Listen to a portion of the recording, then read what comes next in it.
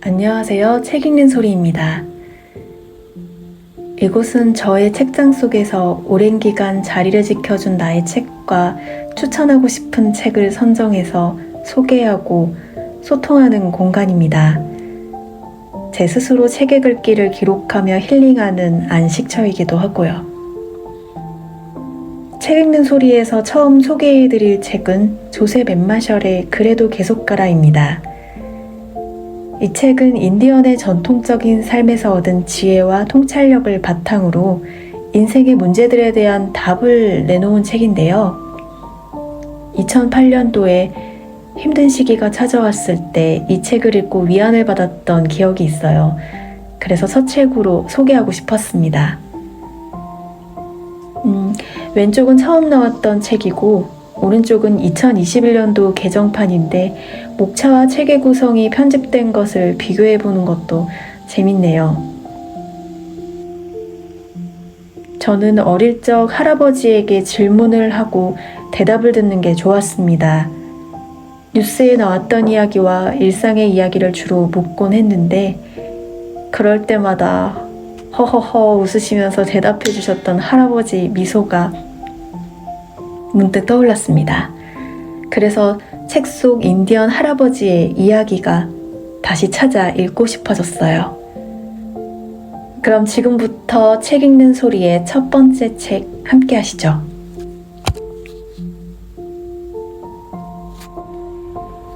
삶이라는 긴 여정에서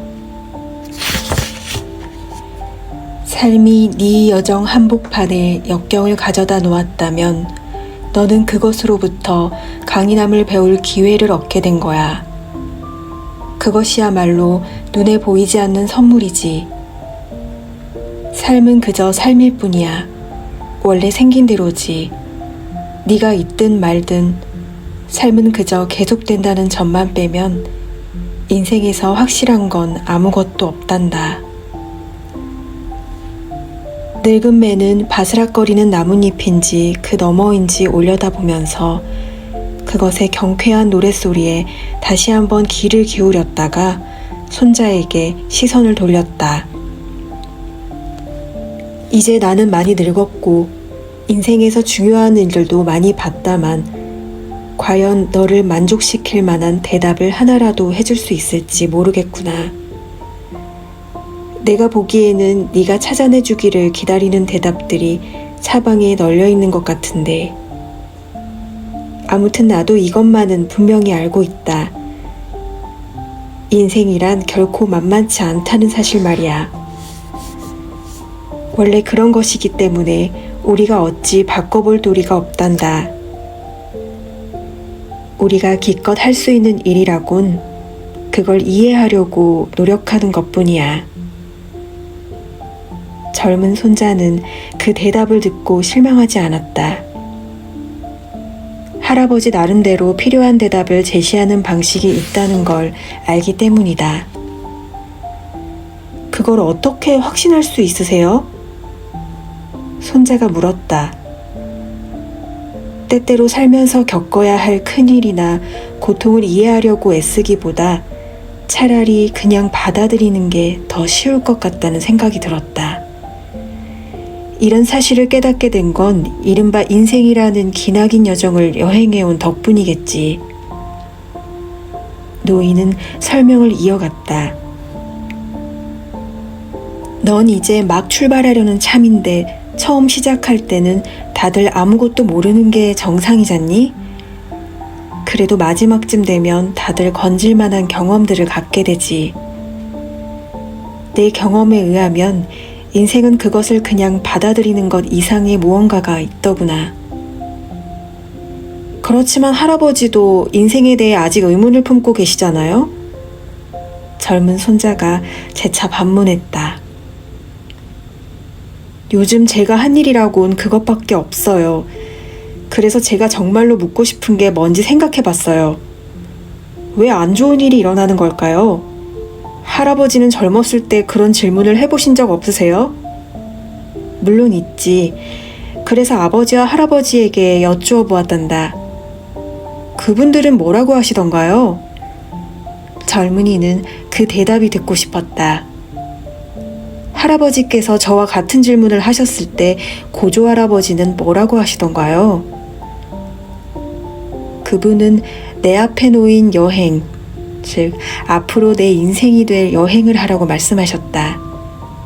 그것이야말로 내가 해답을 얻을 수 있는 유일한 방법이라고 하셨지. 늙은 매가 잠시 말을 멈추자 젊은이는 이어질 대화를 애타게 기다리면서 저도 모르게 몸을 앞으로 기울였다. 그러다가 머리 위 나뭇잎들이 좀 더 큰 소리를 내며 바스락거리는 것을 깨달았다. 할아버지는 이렇게 말씀하셨지. 읽고 늙은 매의 이야기가 시작되었다. 오르막길. 삶이 내게 힘을 줄 수 있느니 삶은 주기도 하고 빼앗아가기도 한단다. 노인의 말이 이어졌다. 삶은 우리의 시간을 빼앗아가지. 바꿔 말하면 이 지상에서의 여행을 끝내는 그날에 하루하루 더 가까워지는 셈이란다. 어디 그뿐이겠니? 삶은 또 우리에게서 노력과 땀과 최고의 목적과 가장 고귀한 이상, 그리고 꿈과 희생을 빼앗아가기도 하지. 그러고도 더 많은 것을 요구한단다. 게다가 우리 앞길에 장애물을 던져놓기까지 한단다. 경악, 실망, 무관심, 혼란, 의심, 그리고 고통까지. 그런가 하면 삶은 겉으로 보이는 것보다 훨씬 더 많은 것들을 우리에게 준단다. 오래전 일이든 최근 일이든 우리가 겪은 어려움을 뒤돌아보면서 배울 수 있다는 말은 적어도 제 시간에 그걸 통과했다는 뜻이야. 지금 이 순간의 시선으로 고달픈 경험을 되돌아본다는 것은 우리가 그 어려움을 이미 헤쳐나왔다는 의미란다. 역경이 대개 그렇듯 경험의 과정 가운데 희생이 따랐을 수도 있지만 결국 그걸 헤쳐나오지 않았니? 살아남았다는 것 자체가 성공을 의미하지. 그것이 가능하다는 걸 알게 되거나 떠올리게 되었으니 말이다.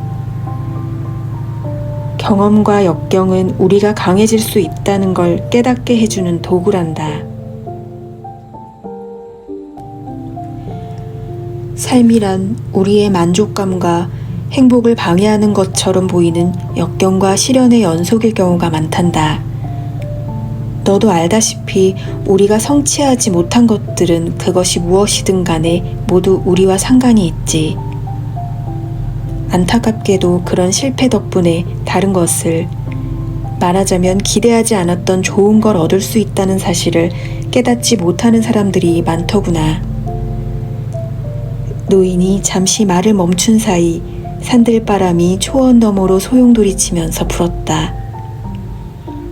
사시나무로부터 몇 미터 떨어진 지점에서 작은 회오리 바람이 일더니 초원의 풀 꼭대기 위로 춤을 추며 나아갔다. 그러다가 먼지 기둥을 이끌고 허공으로 사라져버렸다. 손자는 먼지가 푸른 하늘 속으로 흩어져 버릴 때까지 하염없이 바라보았다. 할아버지는 종종 누군가의 영혼이 회오리 바람을 타고 돌아온다고 했었다. 네 아비가 들려준 이야기가 하나 있지. 군대에 있을 때 해외에서 들은 이야기라고 하더구나. 늙은 매가 다시 말문을 열었다. 세상의 온갖 소란스러움으로부터 뚝 떨어진 어느 산골짜기에 마을 하나가 둥지를 틀고 있었지. 그 마을에는 주민들에게 필요한 것들을 다 갖추고 있었단다. 상점, 학교, 도서관, 교회, 그리고 병원까지. 마을에서의 생활은 꽤 만족스러웠는데 그럼에도 나름의 속도로 조금씩 변화하고 있었어. 대부분 마을 사람들은 행복하게 살았단다. 하지만 마을 젊은이들은 이따금 산 너머에 무엇이 있을까 호기심을 품은 채 산을 바라보곤 했지. 마을을 떠나고 싶어하는 젊은이들을 말리려는 주민은 아무도 없었다는구나. 그들 자신도 젊었을 때에는 똑같은 갈망을 품고 있었거든. 게다가 산 너머 세상으로 떠났던 사람들도 대부분 다시 마을로 돌아왔고, 어느 누구도 젊은이들이 마을을 떠나지 못하게 막거나 그냥 마을에 눌러 살라고 압박하진 않았어. 그저 가슴이 정말로 원하는 대로 하라고 이야기해 줄 뿐이었단다. 다만 젊은이가 마을을 떠나기로 작정했다면 남녀를 막론하고 한 가지 의식을 치러야 한다는 조건이 있었어. 마을 끝쪽에는 거기에서 시작해 가장 높은 산꼭대기까지 이르는 길이 있었단다. 계단으로 쭉 이어진 길이었는데 그 길이 끝나는 곳에는 버스 정류장으로 이어지는 포장도로가 나오고 버스를 타면 바깥 세상으로 여행할 수 있었지. 다시 말해 젊은이들이 마을을 떠나려면 그 계단을 밟고 포장도로까지 올라가야 했단다. 마을을 떠나고 싶어하던 대부분 젊은이들은 이 조건을 듣고 다시 생각하게 되는데 계단을 오르는 게 너무 힘들어서 선배들 가운데 꼭대기까지 올라가 보지 못한 사람이 여럿 있다는 말을 들었기 때문이지. 그럼에도 산 너머 세상에 대한 호기심을 떨치지 못한 몇몇 젊은이들은 계단을 오르는 쪽을 선택했단다.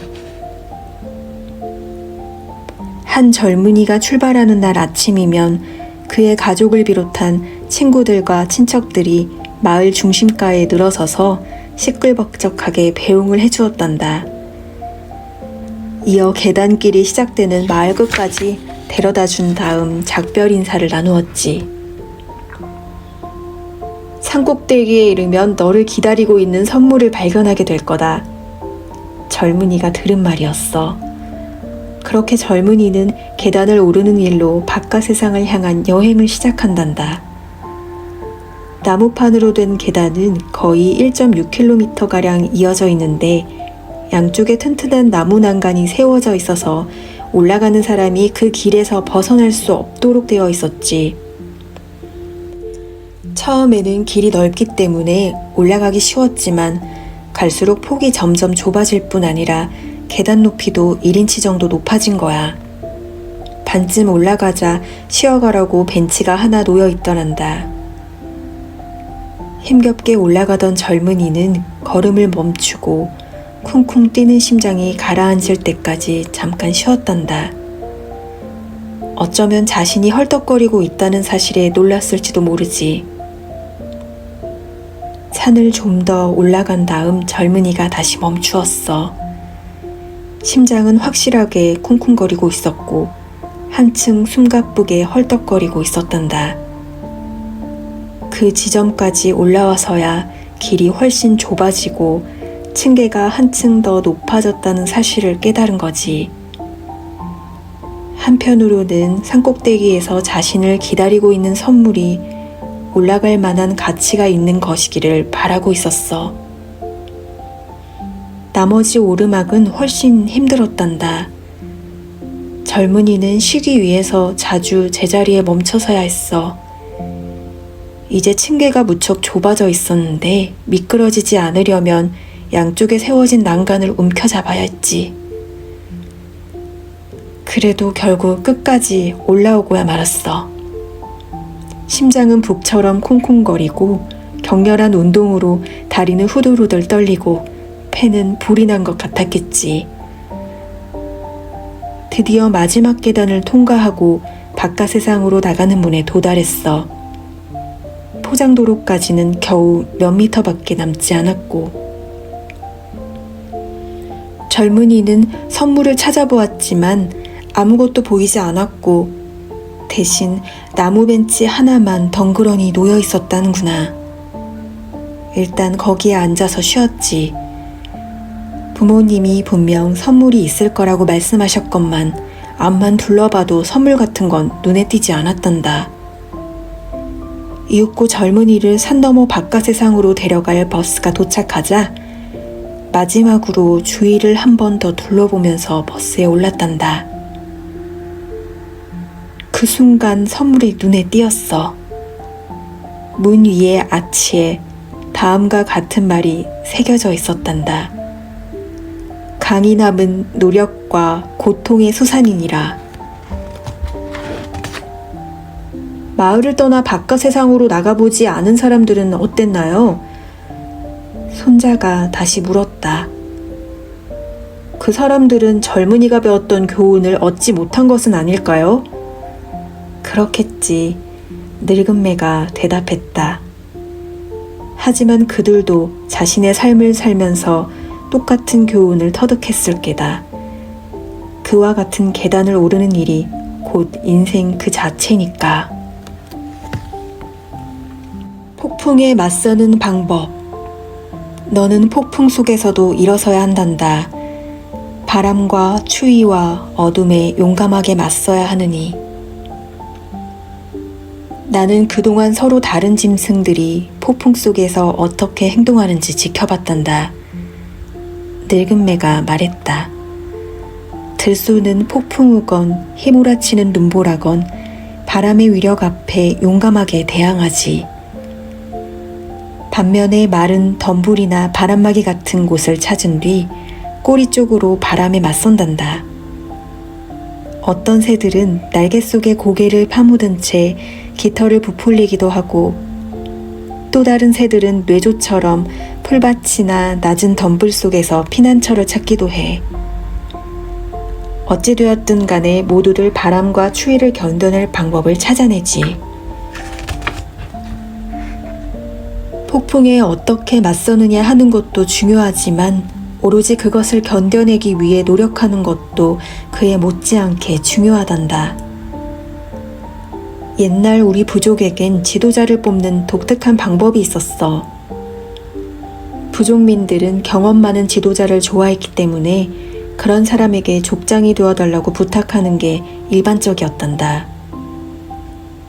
요즘에는 어떤 일을 하겠노라고 공약을 내거는 사람을 뽑지 않니?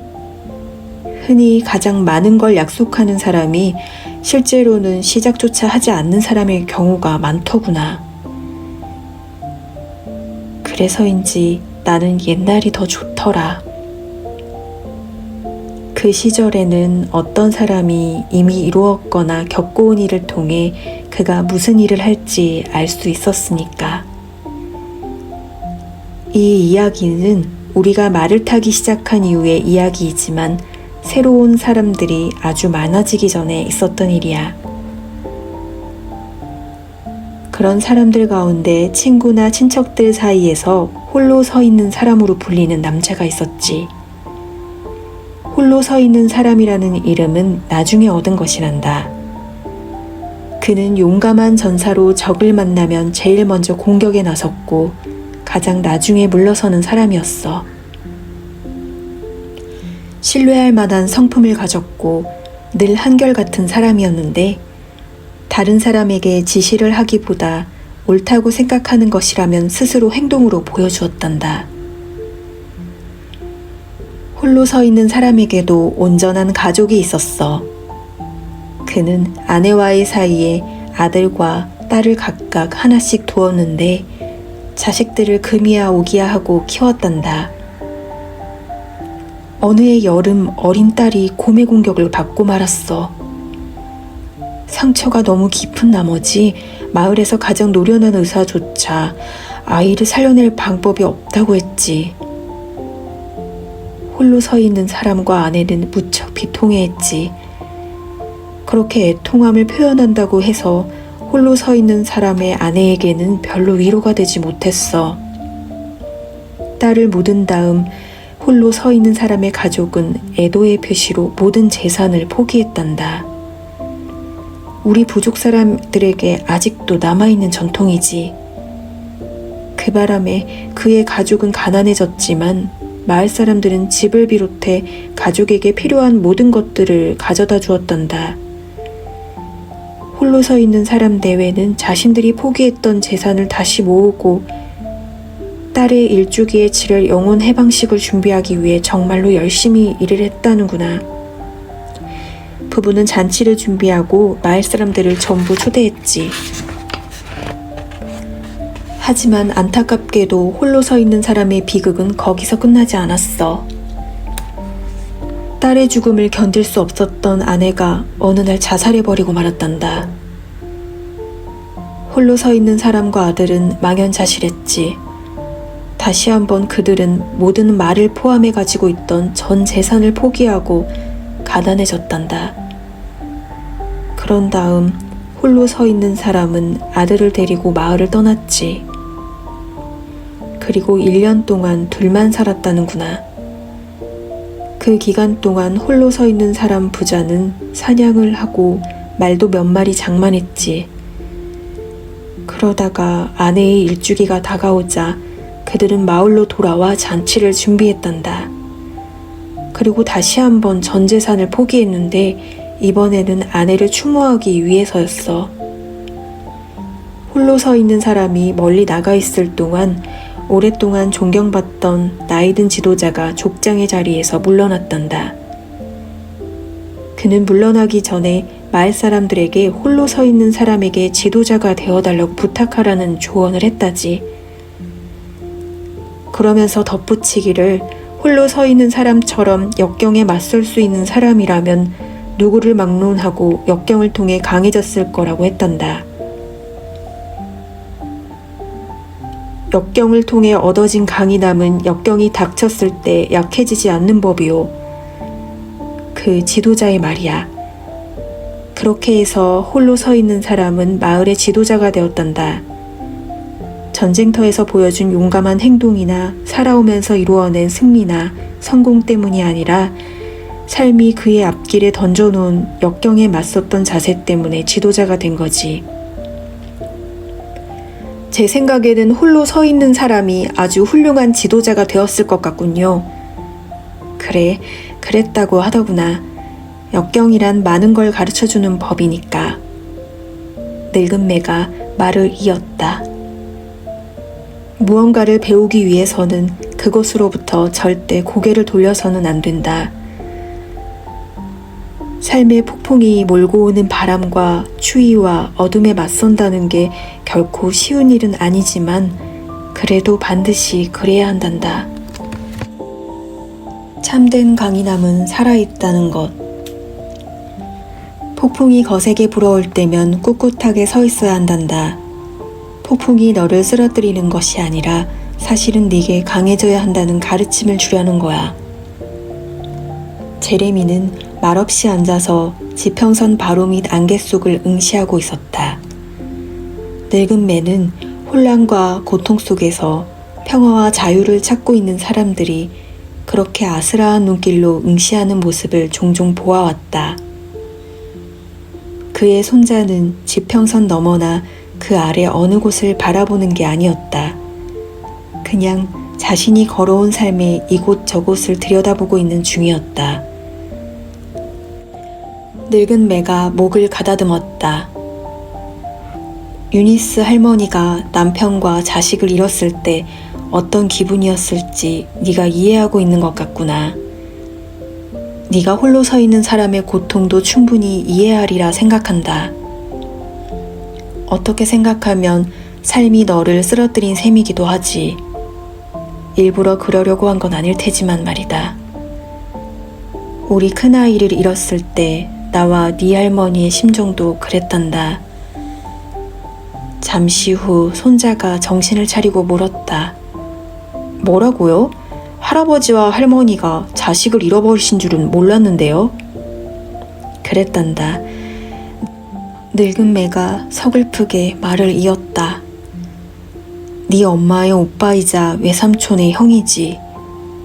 그 녀석은 봄에 태어났다가 스페인 독감이 휩쓸던 겨울에 죽었단다. 그 당시 독감으로 인해 많은 사람들이 비탄에 빠졌었어. 네 할머니와 나도 그중 하나였고 삶이 우리를 쓰러뜨린 꼴이었어. 그 나이 때는 자식의 죽음이 일어날 수 있었던 최악의 시련이었으니까. 내 할머니는 자기가 좋은 엄마 노릇을 제대로 못했다고 자책했단다. 실은 스페인 독감이 나이 많은 늙은이나 아주 어린아이처럼 연약한 사람들을 데려간 것이라 어쩔 수 없는데도 말이다. 아무튼 우리는 서로를 의지하면서 힘든 시간을 견뎌냈단다. 삶이 우리를 쓰러뜨렸지만 우리가 다시 일어선 거지.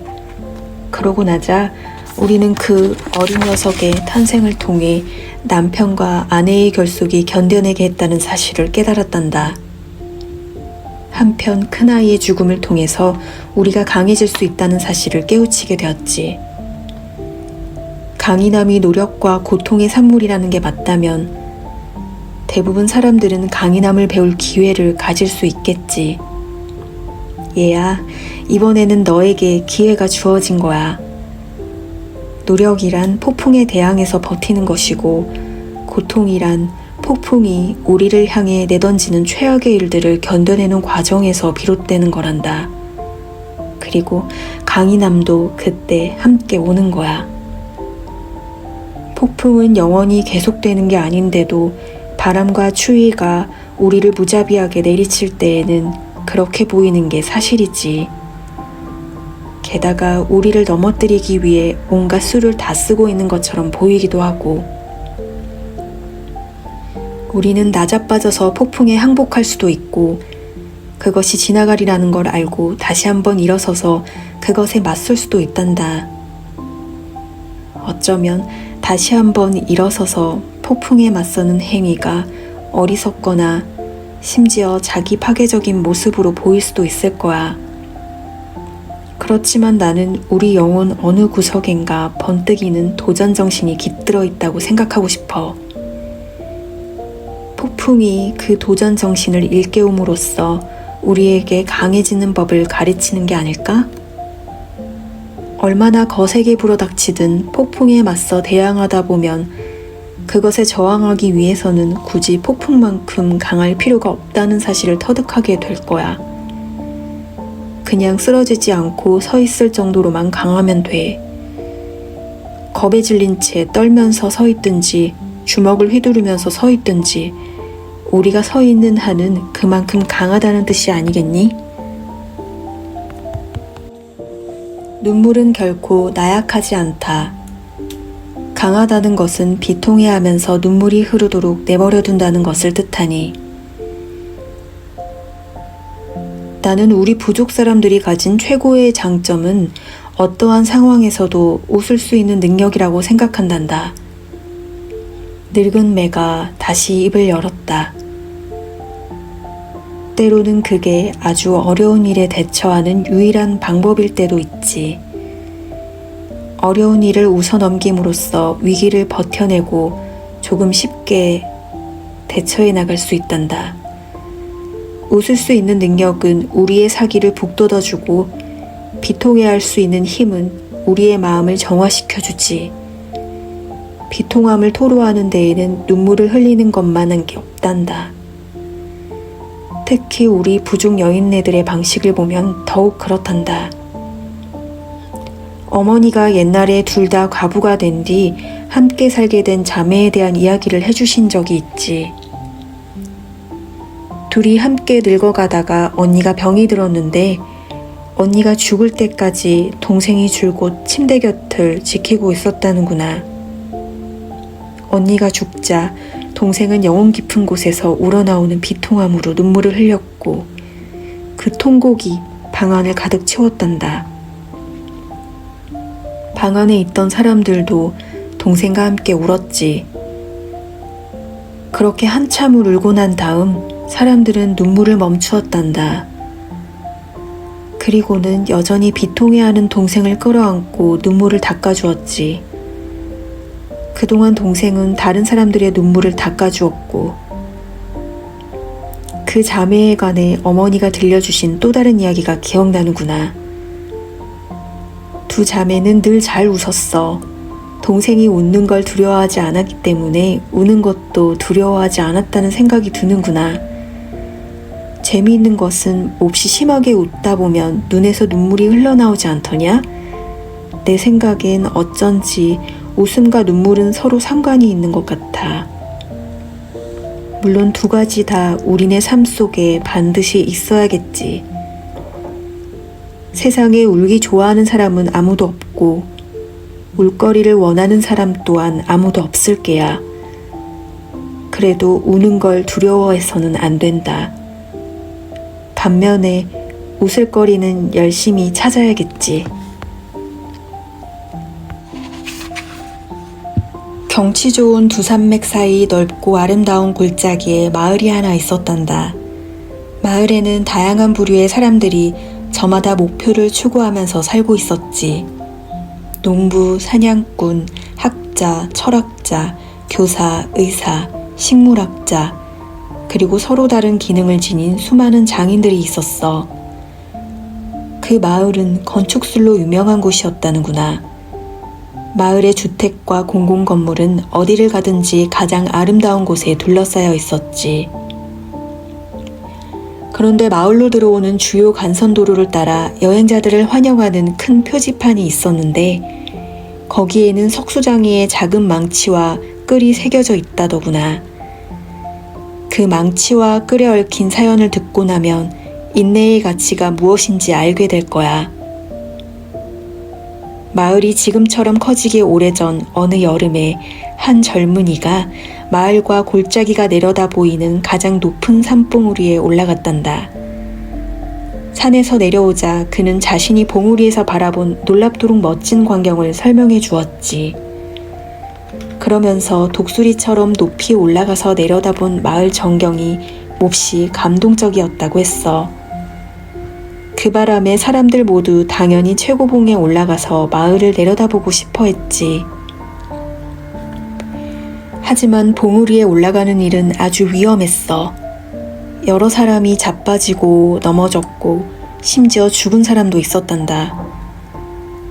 결국 더 이상 아무도 올라가려고 하지 않았어.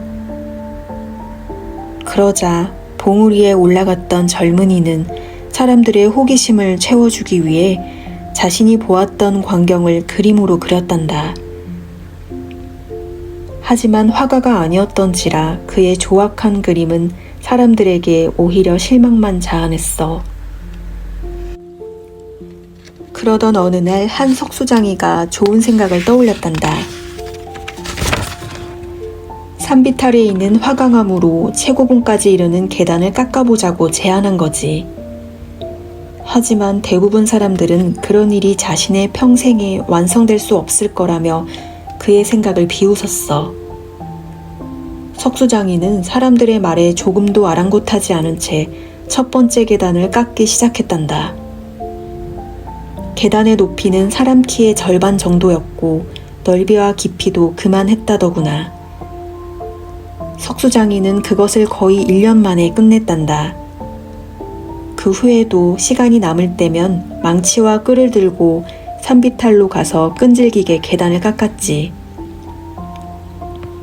그래봤자 여름과 가을에만 작업을 할 수 있었고 그나마 날씨가 좋아야만 가능했단다. 일의 진척은 당연히 무척 느렸어. 10년 동안 겨우 계단 3개만 완성할 수 있었으니까. 석수장이가 처음 계단을 깎기 시작했을 때는 이미 중년을 넘긴 나이였단다. 그가 4번째 계단을 끝마쳤을 때는 이미 노인이 되어 있었지. 많은 사람들은 그가 죽으면 이 어리석은 짓도 끝낼 거라고 생각했어. 그러다가 좀 더 젊은 사내 하나가 그 일을 이어받겠다고 나서자 마을 사람들은 놀라 자빠질 뻔했다는구나.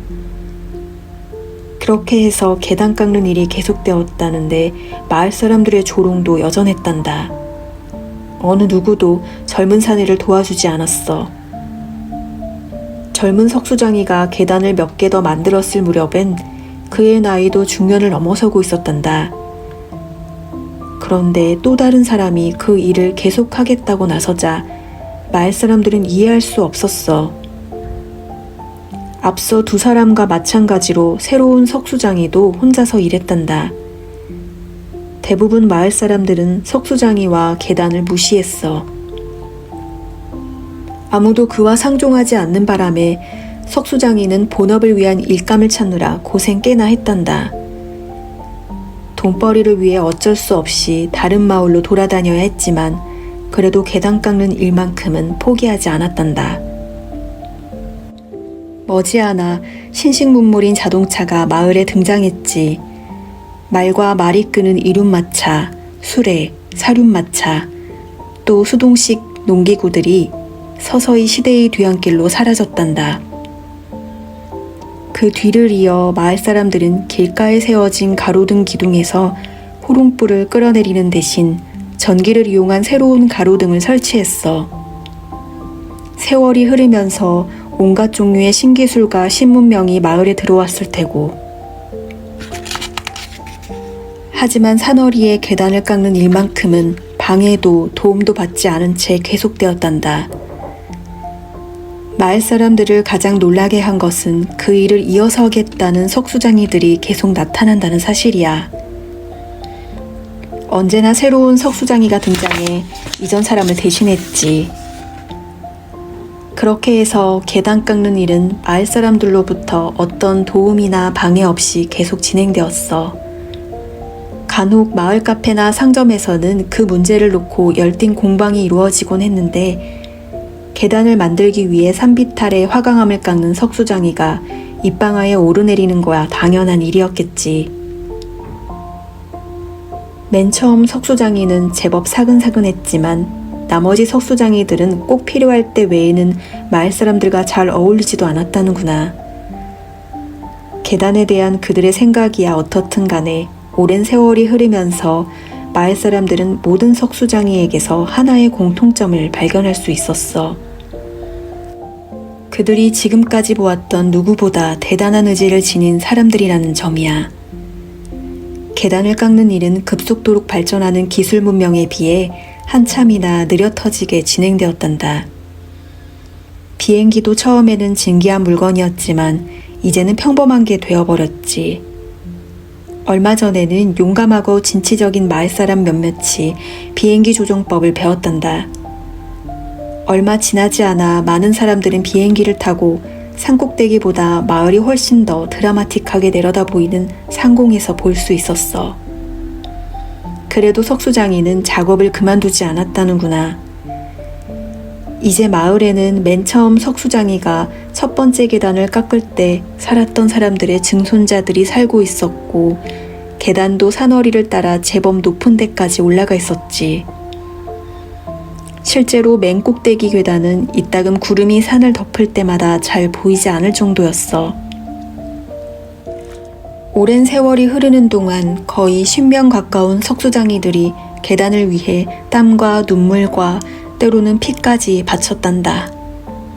비나 눈, 바람이나 추위 때문에 불가능한 경우를 제외하고는 쉬지 않고 작업이 이루어졌지.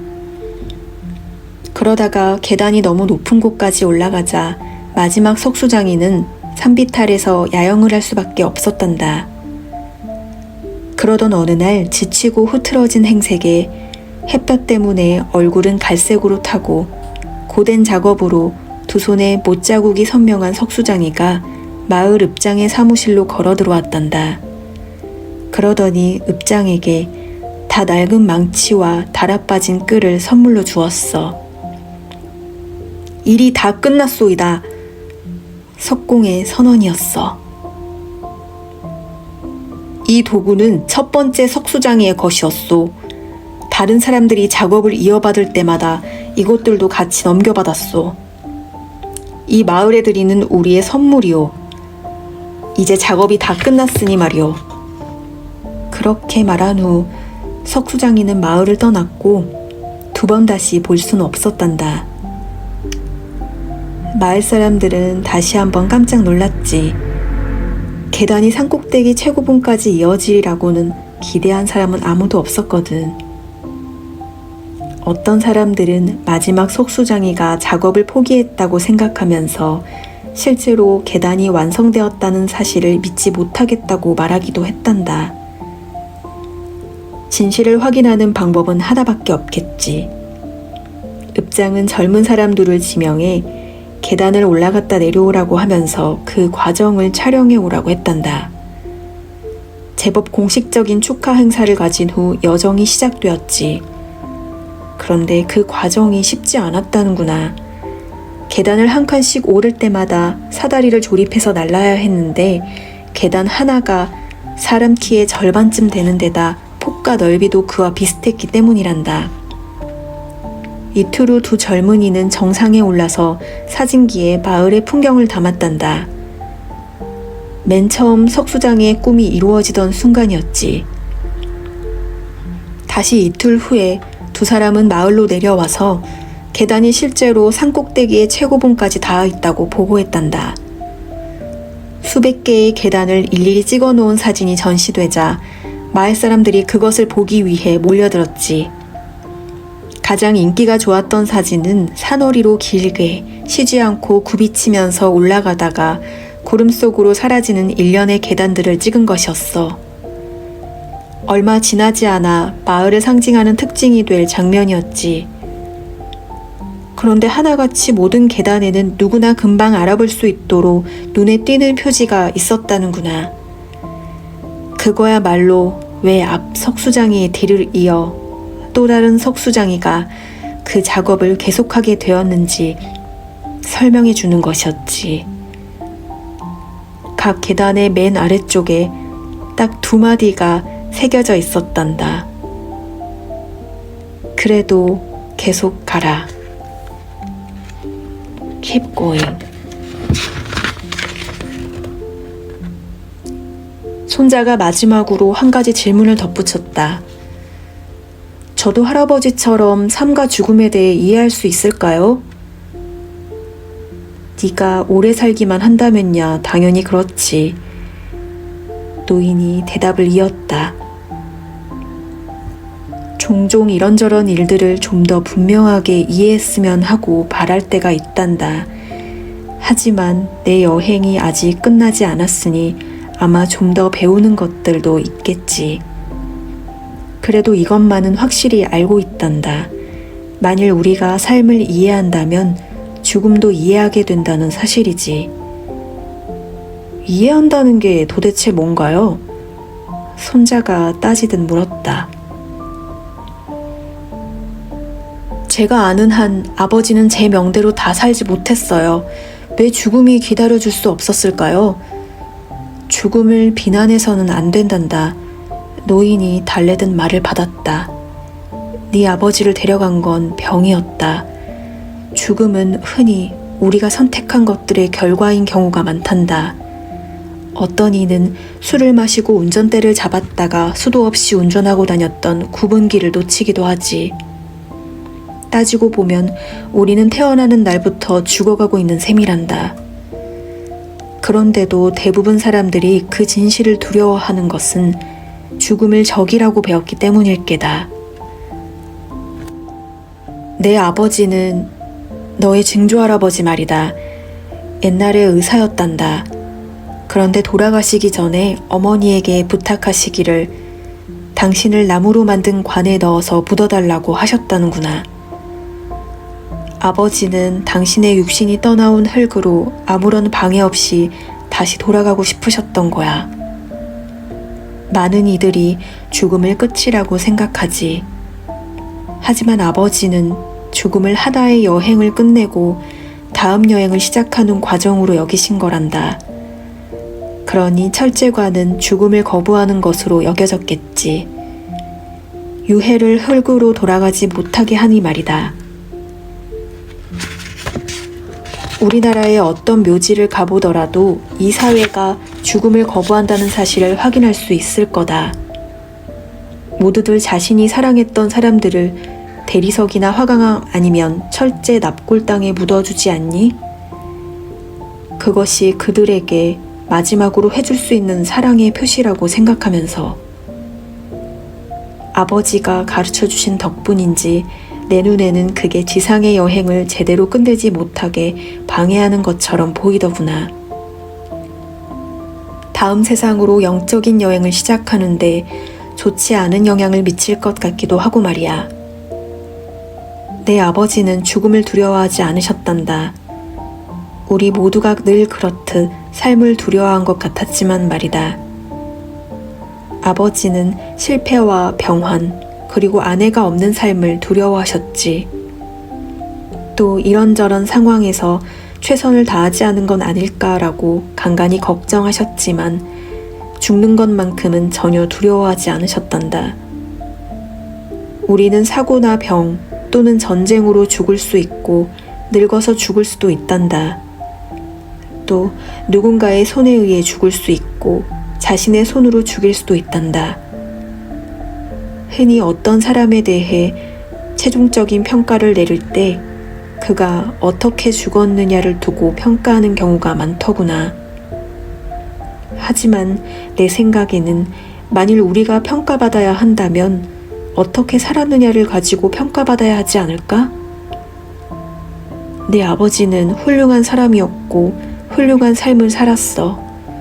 그러니 네 아버지가 어떻게 죽었는가에 대해 분노하느라 에너지를 낭비해서는 안 된다. 대신 네 아버지가 지녔던 삶의 자세를 기리도록 하면 좋겠구나.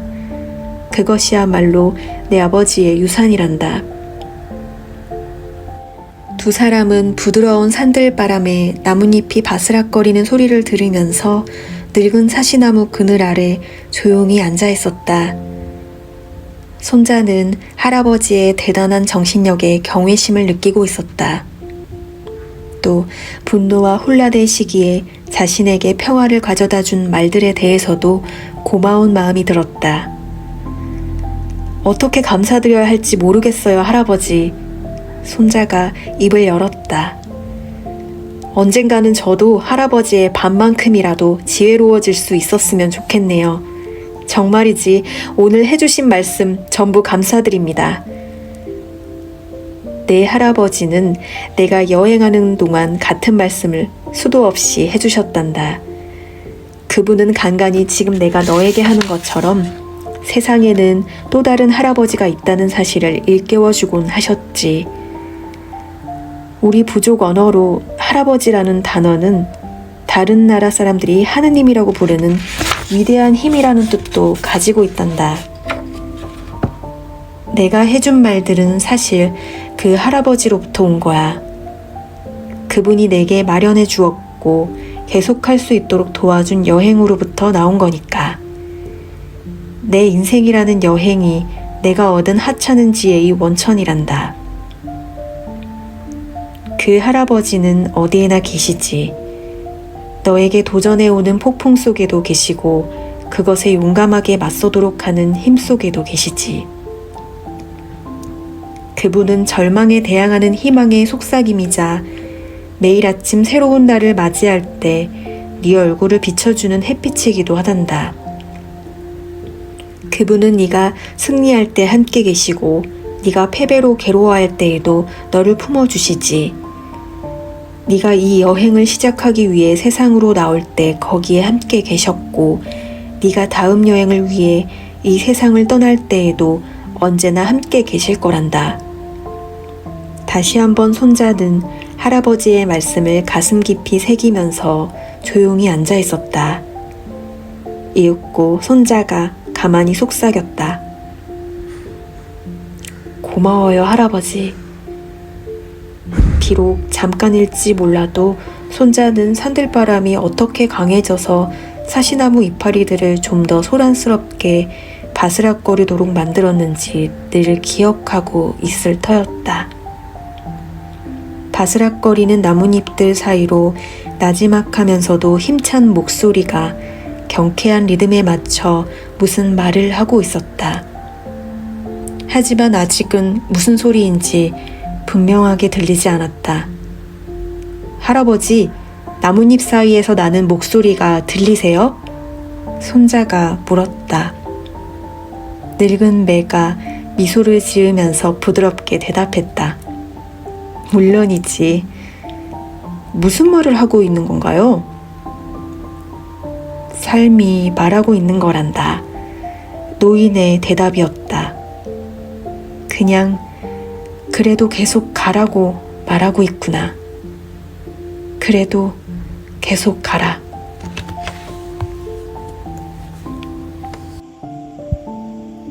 어떠신가요? 지혜의 부족 라코타 인디언에게 배우는 삶의 방식이 좀 느껴지셨을까요? 우리는 성공하고자 하는 의지와 더불어 기꺼이 실패를 감수하겠다는 마음도 함께 지니고 있고 또 삶에 용감하게 대면하는 해답도 이 책에서 얻었습니다. 여러분, 세상에 귀하지 않은 사람은 없습니다. 그만두고 싶을 때 한 걸음만, 딱 한 걸음만 더 내디뎌봐요, 우리. 오늘의 제 목소리를 끝까지 들어주셔서 고맙습니다. 북튜브에서 책 읽는 소리였습니다.